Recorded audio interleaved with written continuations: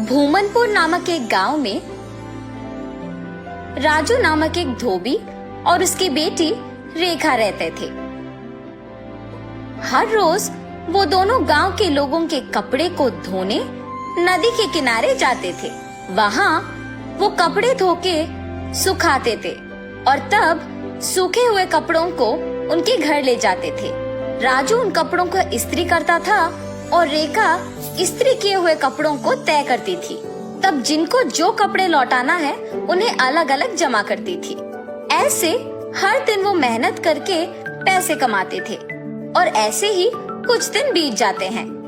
एक दिन नदी के किनारे जब राजू अपनी बेटी के साथ कपड़े धो रहा था, तब एक भूत उन्हें देखना शुरू करती है।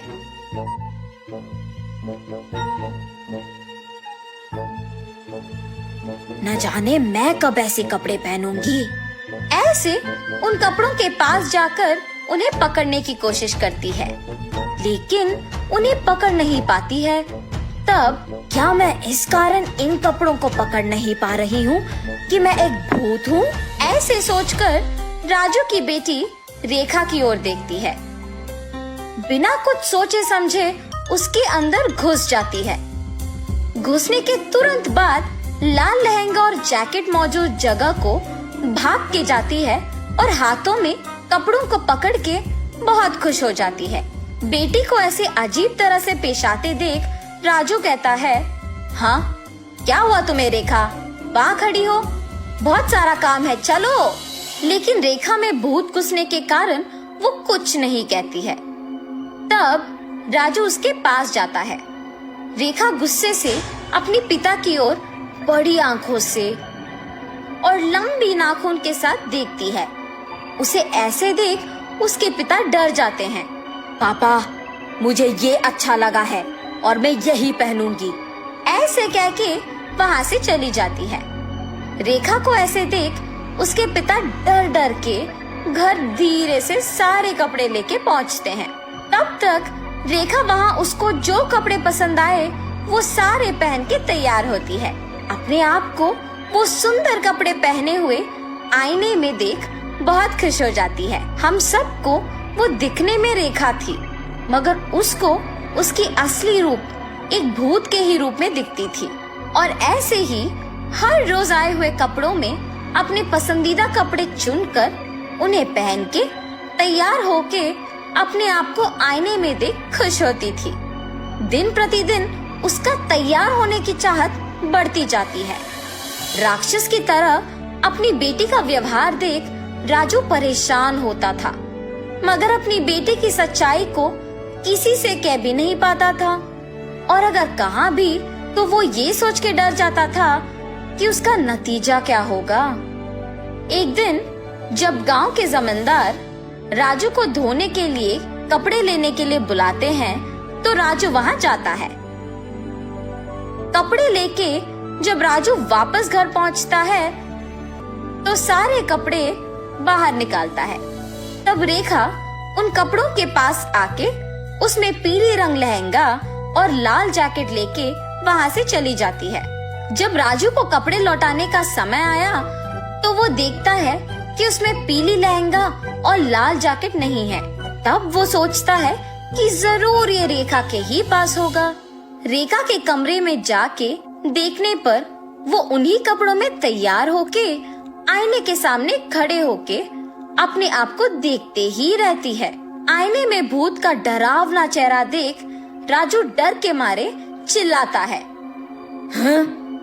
तुम यहाँ क्या कर रहे हो? राजू उसके ऐसे पूछने पर कांपते हुए कहता है, अम्मा, आपने जो कपड़े पहना है वो जमींदार की बेटी की है। इनको आज उन्हें लौटा देना है, कृपया उन कपड़ों को दे दो। हाँ? क्या? कपड़े? बिल्कुल नहीं दूंगी, जाओ यहाँ से। ऐसे कपड़े उनके पास बहुत होंगी, अगर आप अभी इन कपड़ों को वापस कर देंगे तो और भी कपड़े लेके आऊंगा। अब अगर मैं इन कपड़ों को नहीं लौटाऊंगा तो मेरा व्यापार नहीं चलेगा। मैं हाथ जोड़ के विनती करता हूँ, वापस कर दो, तुम मेरी बेटी नहीं हो। हा हा हा, सही पहचाना। हाँ, मैं तुम्हारी बेटी नहीं हूँ। ऐसी और कपड़े हैं? हाँ, बहुत सारे। तो फिर इन कपड़ों की मुझे क्या जरूरत? ऐसे कहकर उन कपड़ों को वहां छोड़ के हवा में उड़ के गायब हो जाती है।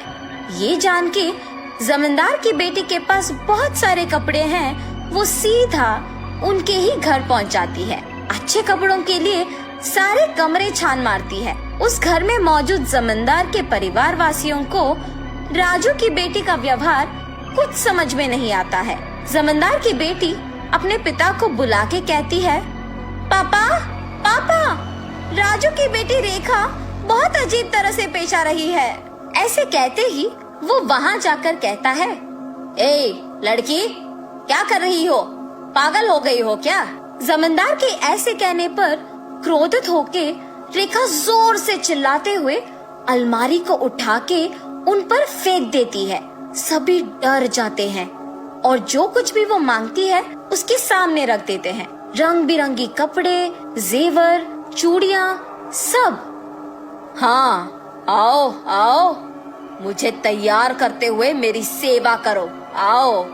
सभी डर के मारे उसके आदेश का पालन करते हैं। उसे तैयार करके उसके सामने ही एक बड़ा आईना भी रखते हैं और सभी उसके पास नीचे बैठ जाते हैं।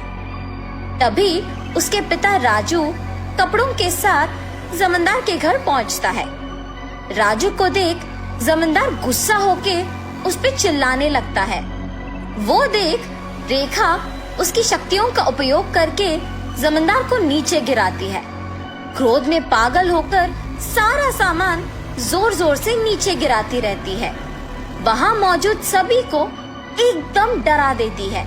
एक स्वामी जी ये सब नहीं देख पाते हैं और जमींदार के घर पहुँच जाते हैं। सीधा रेखा के पास जाकर उस पे गंगा जल डालते हैं। कुछ मंत्रों का प्रयोग करके रेखा से उस भूत को बाहर लाके उसे एक बोतल में बंद कर देते हैं। भगवान के रूप में आकर आपने मेरी बेटी को बचाया। उस स्वामी जी का धन्यवाद करके जमींदार से भी माफी मांगकर वहाँ से चले जाता है।